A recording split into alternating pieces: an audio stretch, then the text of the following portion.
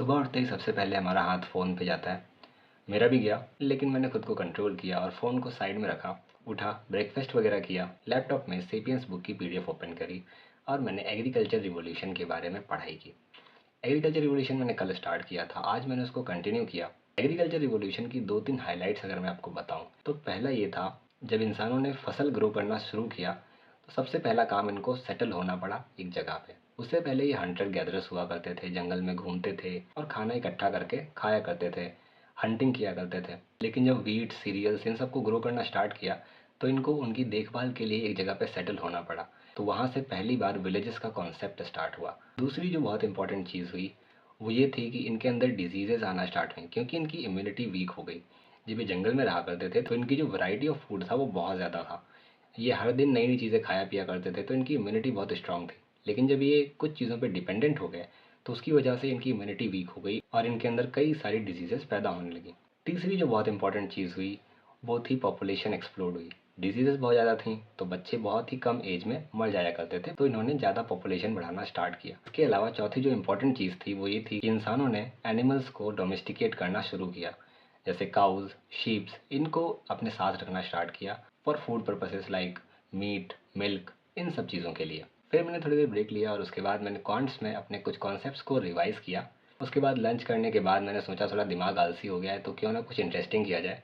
तो मैंने Buddhist philosophy का लेक्चर लगाया। विकास देवी कीर्ति सर के लेक्चर्स आए हुए हैं, तो सेकंड वाले लेक्चर पे मैं हूँ और वो लगभग कंप्लीट हो चुका है। तो आज मैंने उसमें ये सीखा, बुद्धिज़्म जो है वो आत्मा को नहीं मानता, लेकिन वो पुनर्जन्म को मानता है। तो उसको वो लोग कैसे प्रूव करते हैं, तो उसके लिए वो लोग एक एग्जाम्पल देते हैं कि जैसे एक दीपक है, उसको आप मोमबत्ती से जलाते हो। कई बार ऐसा होता है कि मोमबत्ती बुझ जाती है, लेकिन वो दीपक जल जाता है। तो ऐसा ही होता है स्ट्रीम ऑफ कॉन्शियसनेस के साथ, क्योंकि बुद्धिस्ट फिलॉसफी में ऐसा माना जाता है कि आत्मा के बजाय स्ट्रीम ऑफ कॉन्शियसनेस है जो इंसानों के अंदर होती है, और उसी में सारे कर्म कोडेड होते हैं और उसी का पुनर्जन्म होता है। बहुत ही यूनिक और इंटरेस्टिंग कॉन्सेप्ट है। तो ये सब समझने के बाद थोड़ा सा ब्रेक लिया और अगेन कॉन्ट्स का एक और लेक्चर अटेंड किया, थोड़े कॉन्सेप्ट्स को रिवाइज किया, कुछ क्वेश्चंस प्रैक्टिस किए एंड फिर मैं सेपरेटली बैठा कुछ और क्वेश्चंस के साथ।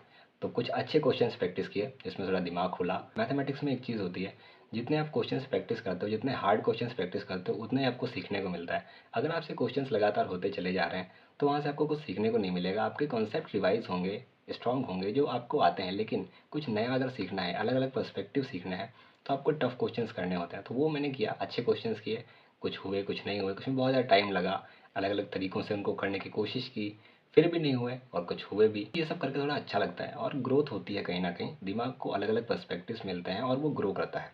ये सब करने के बाद थोड़ा सा रेस्ट लिया, कुछ घर के काम किए एंड उसके बाद शाम में थोड़ा सा LRDI, लॉजिकल रीजनिंग और डेटा इंटरप्रिटेशन का एक क्लास अटेंड की, कुछ क्वेश्चंस, कुछ सेट्स प्रैक्टिस किए एंड पढ़ाई कंप्लीट करने के बाद थोड़ा सा लाइट वर्कआउट किया, कुछ पुशअप्स वगैरह लगाए, स्क्वाट्स किए और इसी के साथ मैंने अपने पूरे दिन को एंड किया।